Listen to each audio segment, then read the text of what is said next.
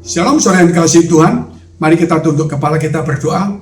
Bapa kami yang ada dalam surga, Bapa yang baik, yang kami kenal dalam nama Tuhan Yesus, Bapa yang sempurna. Kiranya Kau memagari, memberkati, melindungi setiap kami, bahkan kami yang di dalam persoalan masalah penyakit, Tuhan masalah hutang piutang, kiranya Tuhan Engkau tolong di tengah-tengah kesulitan zaman yang sulit ini. Tapi kami tahu berkat-Mu tetap Tuhan mengelilingi kami yang percaya dan yang setia. Jikalau di antara kami ada kesulitan, tantangan, Tuhan kiranya Engkau berikan hikmat jalan keluar. Bahkan yang sakit Engkau sembuhkan. Di dalam nama Tuhan Yesus, haleluya, amin. Shalom saudara yang dikasihi Tuhan. Berbicara tentang perjamuan terakhir. Sebelum Tuhan Yesus itu disalibkan, tetapi Dia terlebih dahulu sudah berbicara dan memberitahukan hal ini lebih dari 6 kali. Kalau kita lihat saudara bahwa Yesus adalah Tuhan karena Dia telah memberitahu apa yang kemudian akan terjadi. Salah satu contoh, Dia berkata, "Robohkan bait Allah ini, aku akan membangunnya dalam 3 hari." Mereka berkata, "Bagaimana mungkin kami membangunnya sekian puluh tahun, kamu membangunnya cuma 3 hari?" Tetapi setelah Yesus mati dan bangkit pada hari ketiga, barulah mereka tahu bahwa yang dimaksud dengan bait Allah adalah tubuhnya sendiri. Bahkan Dia juga menubuatkan itu dalam kitab Yohanes pasal 2. Bahkan Dia juga menubuatkan dalam kitab Matius 23 dan 24. Dan Dia mengatakan saudara bahwa tidak ada satu batu pun yang tersusun rapi sampai Dia menunjuk dari Bukit Zaitun, menunjuk kepada Yerusalem bait Allah itu.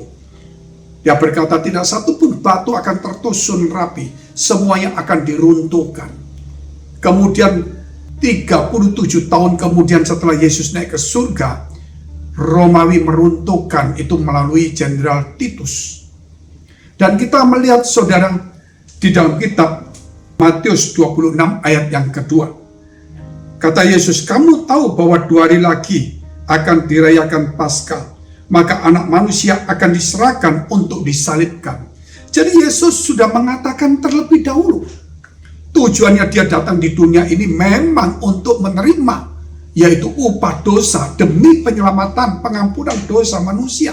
Sebagaimana Allah yang kasih, ketika Dia ingin menolong manusia, caranya Dia harus turun ke dunia dan memberikan pengampunan.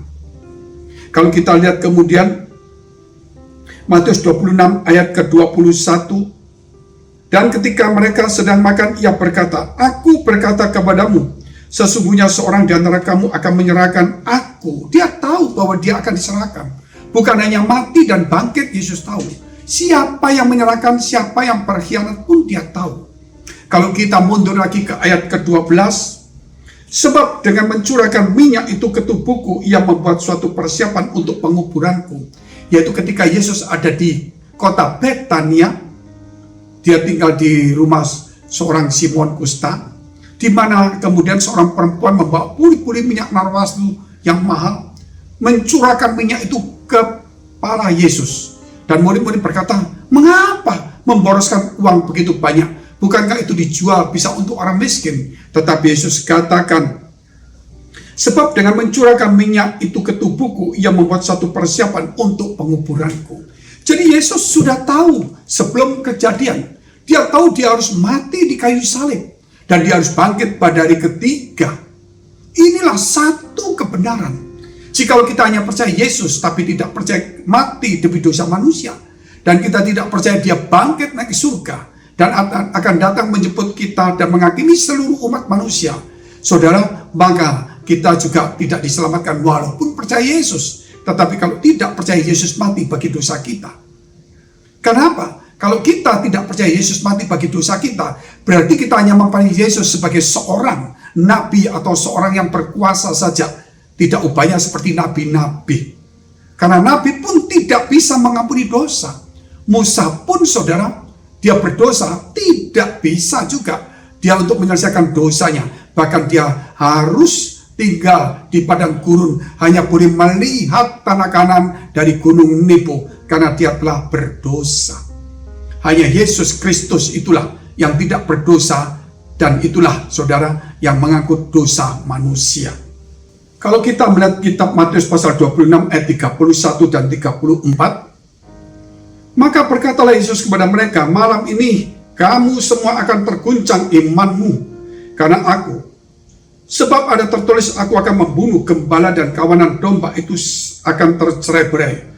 Akan tetapi sesudah aku bangkit, aku akan mendahului kamu ke Galilea. Ini saudara sudah dikatakan berulang-ulang sebelum Yesus mati di kayu salib.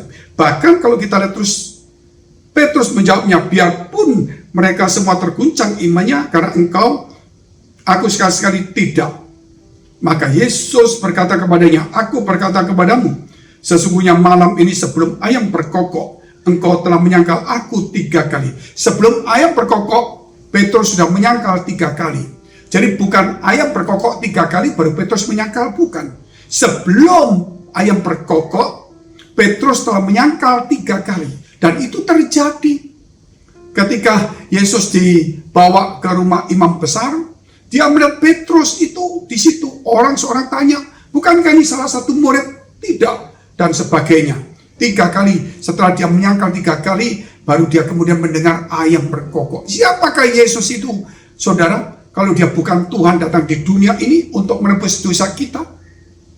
Kita lihat terus, Matius 16 ayat 21, sejak waktu itu Yesus mulai menyatakan kepada murid-muridnya, bahwa ia harus pergi ke Yerusalem dan menanggung banyak penderitaan dari pihak tua-tua, imam-imam kepala, dan ahli-ahli Taurat, lalu dibunuh dan dibangkitkan pada hari ketiga.